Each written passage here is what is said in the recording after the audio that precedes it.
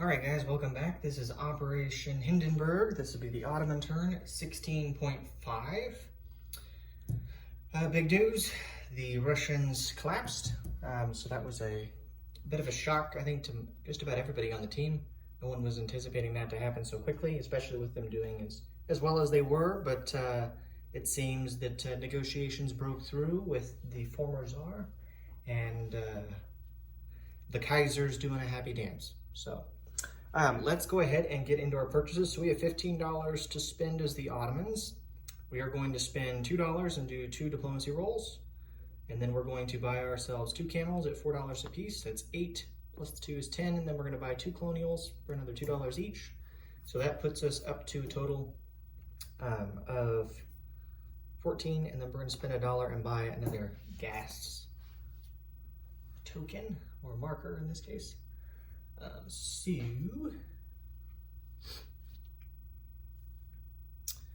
we are going to go ahead and roll for stuff. So let's roll real fast. We're going to roll for counter battery fire at a 6 or greater. So here's counter battery fire. We got a 10. So that'll put us up to stage 2 on counter battery fire, which is good. So that up to stage 2. Okay. Let's go ahead and do our rolls. So Greece, we're going to attempt as a 2 or less to get it back to neutral. I don't think it really matters at this point because I think that they technically align, but we'll throw a buck that way because I guess there's always the possibility that I think random events happen before alignments do. And then we're going to do a 3 for Romania. So here we go. We need a 2 and a 3. 4 and a 7. So it doesn't matter. So $2 gone. Okay. Let's see. We don't have any combat moves as far as I'm aware of this round. We just have a bunch of non-combat movement. So the first one that we're going to do is the biggest one. We are going to move. Let's see if we can get the whole thing in the shot here. This sub from M10. It has the major port bonus because it was not in port. It was just hanging out in M10 with that pre-dreadnought. And he is going to go 1 to M7, 2 to M4, 3 to M2, and 4 to stay in A44. And actually, I'm sorry, this is a combat move. This is our only combat move. We're going to raid with that sub. We are still in range of his French seaplane in Sicily, but I figured now is about as good as any time to go ahead and start using that sub. So let's get that sub out there. So we're going to roll for the submarine. So it'll, I believe, have a +2. I think he's got Q ships, so we'll roll for the Q ship. If he doesn't, then it's not a big deal. But we'll do black for the attacker, white for the defender. So here we go. So we didn't do any damage at all. Okay, and then I know the British have a Q ship. I don't think we have to roll for both the British and the French. I think we just choose the British line. So here we go, they need a 1. Ooh, 6, okay. So we're good. I know the British had Q ships. So that's addressed, didn't do anything. Shocker. Let's see, now we are doing true non-combat movement. So sorry about that. Okay. We are going to move a lot of stuff around. Now, the main reason why we're moving is per the Russian Revolution rules. Once the Russians collapse, this coming turn, Central Persia will annex Northern Persia and it'll be a strict neutral, I think. Maybe not a strict neutral, but they'll be neutral. So we're not going to mess with the declaration of war or anything with that yet, if we do consider it. So to avoid that, we're going to move units around. So make sure I've got everything in the shot here.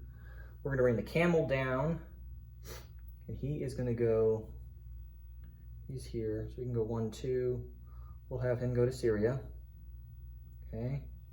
And then the colonials, we will walk all but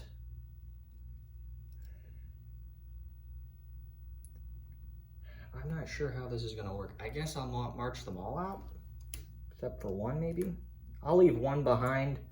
I guess if to garrison it, if it's forfeited, then I'll just move it to North Persia instead, or not North Persia, Northern Iraq. So let me know on that with this one. So we're gonna leave behind just a colonial infantry. We'll move the 7 infantry to Northern Iraq, along with the artillery and the balloon.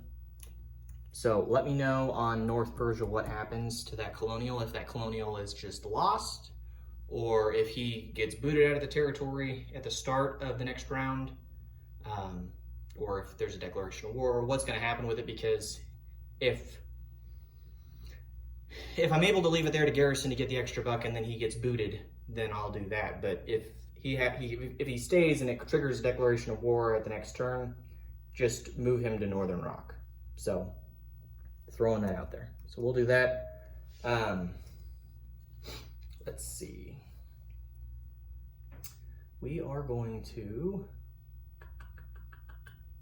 to rail the artillery and the gas, and we'll rail down to, what is that, Palestine? Make sure you can see this. Yep. So we'll go down here to Palestine. Okay. Oops. So there's that. That was one rail movement.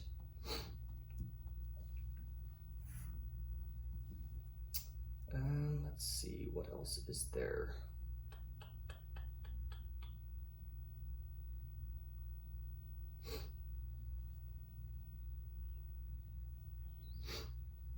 I think that pretty well does it with that. Did we have anything else that we were going to do? Oh, now I remember what it was.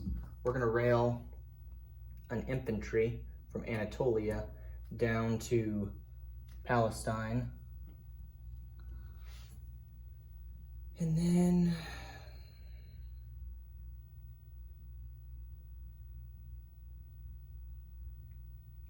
just looking around here to see where we're kind of at with stuff.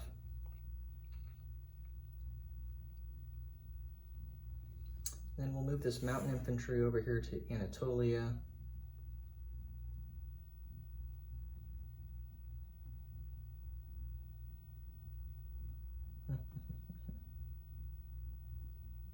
Yeah, we'll do that.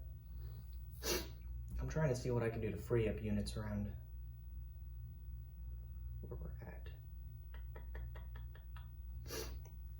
We'll have the colonial that's in Northern Iraq. He'll walk up to Eastern Anatolia just in case the Russians decide to do anything.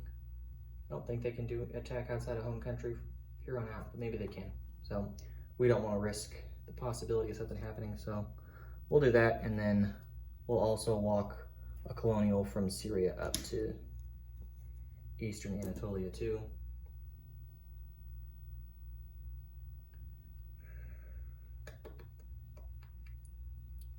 Just because I've been very unlucky combat-wise this game. So we'll do that. I think we've pretty well moved everything that we're gonna move. If there's anything else that we want to move around. So there's that. Let's go ahead and do placement of units.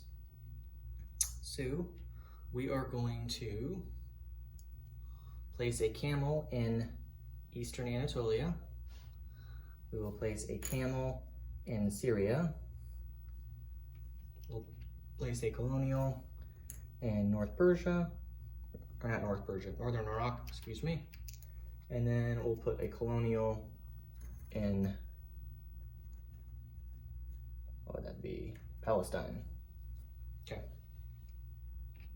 And then the gas is going to go in a supply path to Northern Iraq. And we have a supply path between the rails and the, not the sea lanes, the rivers. So we'll do that. I think we already did tech, so there's no need to do anything else with that. I believe Greece is going to go to the, it's going to go their way. I don't think the Greeks can do anything. It's going to hurt them too much. So they've only got 2 guys. Yeah. Okay. Yep, so we'll do that. Let's go ahead and do our wartime economy here. So wartime economy is 2d6. Please be high numbers. There we go, 9. Okay, cool. So we'll have $19 to spend going into the next round. I'll do a disposition of forces here. Again, let me know, guys, on what happens with North Persia. I'm not exactly sure with that, if it takes place at the end of this turn and I should move the guy out, the last guy, or what technically happens if it's a force move or if he stays and then just declaration happens. So if that's the case, then we'll move him out. Otherwise, I'll be just garrisoning him there to get the extra buck. So let me know. Disposition of forces. So we have a sub that's over in A43, way over there. Okay. We have just a colonial in northern Persia. We have 2 colonials, an infantry, and a camel in eastern Anatolia. Let's see. We have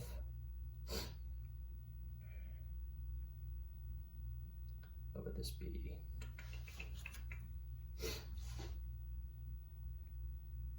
We have a mountain and 2 infantry in Anatolia. We have 2 camels and 3 colonials in Syria. We have 4 colonials, 7 plus 4, 11 infantry, an artillery with a balloon, and a gas marker in northern Iraq. And then we have 2 plus 3 would be 5. We have 5 colonials. That's 5, yeah, 5 infantry, and an artillery, a balloon, and a gas marker in Palestine. No changes to Hejaz. No changes to whatever this one is right here in the middle. Jabar, Shamal, or Jabar, Shamar, yeah, Shamar. Anyways, so that is where we're at. So yeah, thanks for tuning in, guys, and we'll catch you next time. We'll be looking here soon, probably at variable turn rolls to end the game. So we're getting close, but I'll be interested to see what happens now with the Russian Revolution, because this will be the first time I've really seen it up close and in action. So thanks, guys.